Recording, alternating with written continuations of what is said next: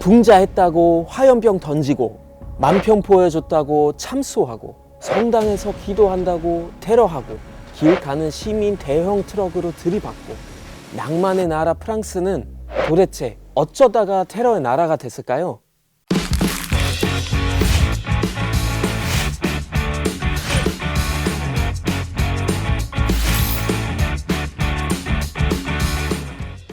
안녕하세요.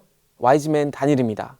지난 10월 프랑스에서 중학교 교사가 18살 무슬림 청년에게 참수 테러를 당했습니다. 그것도 대낮에 대로변에서요.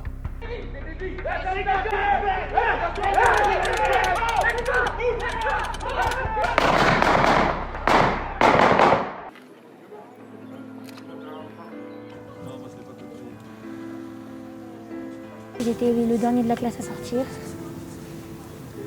à 16h50.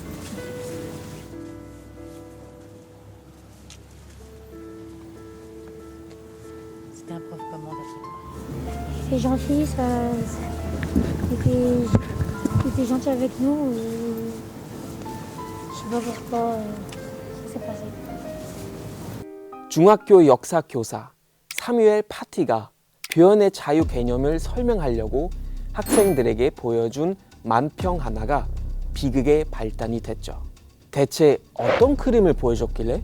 성역 없는 비판과 신랄한 풍자로 유명한 주간지 샤를리 에브도가 이슬람 예언자 무하마드를 노골적인 수위로 풍자해 상당한 논란이 됐었죠. 표현의 자유를 중시하는 프랑스 시민들은 내가 샤를리다 라는 구호를 외치며 이 만평을 옹호하는데 이슬람 교도들은 신성 모독이라고 주장하며 강력히 반발해왔어요.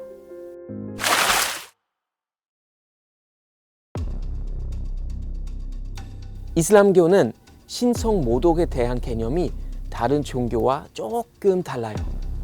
예수님, 부처님 하면 어느 정도 상상이 되는 얼굴이 있잖아요. 그런데 이슬람 유일 신인 알라는 얼굴이 없어요. 우상화할 수 있다는 이유로 신의 얼굴을 표현하지 않는 거죠. 알라뿐만 아니라 예언자인 무하마드도 마찬가지. 그래서 이슬람 성화를 보면 무하마드의 얼굴은 하얗게 빛처럼 그려져 있어요. 형상을 그리는 것조차 허락되지 않은데 조롱이라니. 무슬림에게는 절대로 받아들일 수 없는 일인 거죠. 결국 낭만의 나라 프랑스는 피로 물들게 됩니다. 2015년에는 편집국 총기 난사 테러로 12명이 목숨을 잃었죠. 그해 11월에는 파리에서 발생한 폭발, 총기 테러로 130명이 사망. 2016년에는 남북 휴양 도시 니스에서 군중을 향한 트럭 돌진 테러가 일어나 84명이 숨졌어요. 샤를리 에브도의 만평 게재 이후 8년간 260명 이상이 무슬림 테러로 희생당했을 정도죠.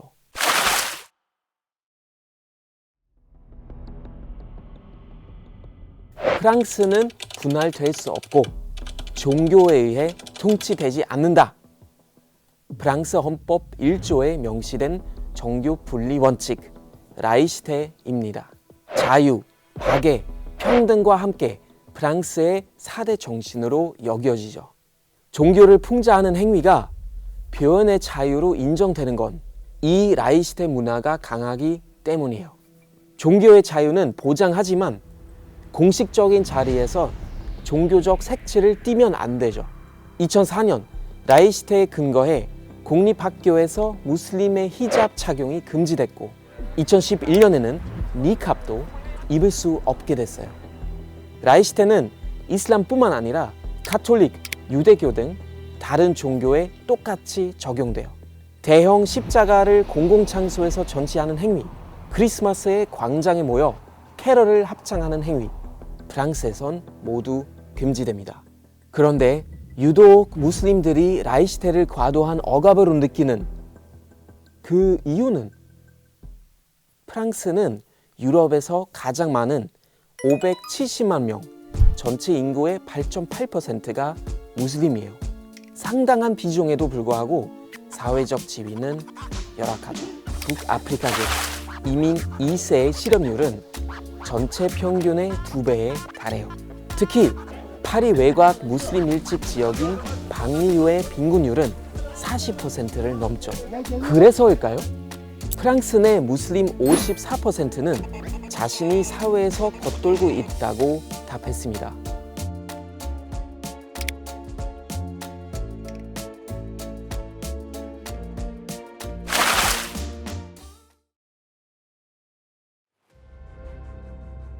이슬람 극단주의의 테러 단체는 무슬림들의 이 소외감을 이용합니다. 문화적 정체성을 제공하고 소속감을 줘 외로운 늑대로 길러내는 겁니다. 지난 10월 니스의 대성당에서 3명의 희생자를 낸 잠수 테러. 극단주의 무장 단체 알카이다는 테러 발생 전 SNS에 프랑스 내 성당, 교회를 공격하라고 선동하기도 했습니다. 또 IS는 대원들이 먼저 테러를 일으키고 나중에 알리는 선테러 후 보고 체계를 독려해요. 지난해 IS 수장인 알바그다디 사망으로 조직의 힘이 약해진 상황에서 자생적 테러에 힘을 실어주는 거죠. 테러리스트들은 서로가 서로의 테러를 모방하기도 하는데 니스 대성당 테러도 파리 교사 참수 테러를 따라한 것으로 전문가들은 분석합니다.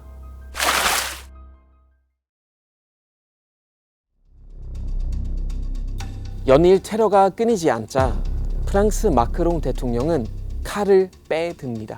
contre ce mal qu'est l'islam radical. Et je le dis ici parce que la volonté de ces islamistes, la volonté de ces idéologues, est précisément de retourner une partie de nos citoyens en raison de leur religion contre la République. Et ça non plus, nous ne le laisserons pas faire. 파리 교사 참수 사건을 이슬람의 위기로 규정하며 이슬람 사원을 폐쇄했어요.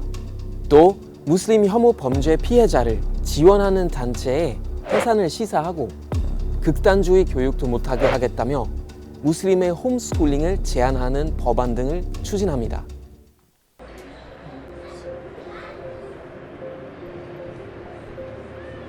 C'est pas le mot, plus que triste, je sais pas ce que ça peut être, désespoir, dégoût, bon. Colère aussi, colère pour le geste.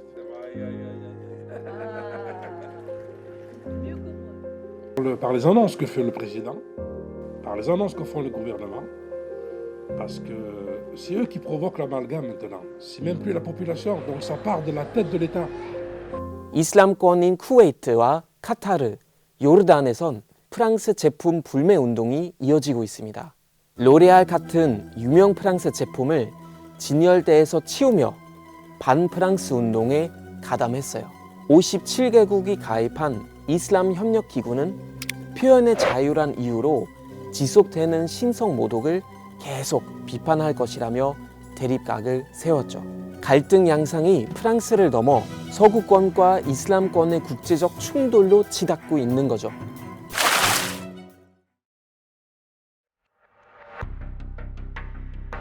최근 프랑스에선 유라비아란 신조어가 유행하고 있습니다. 유럽과 아라비아를 합친 말인데 유럽이 아랍화되고 있다는 뜻이죠.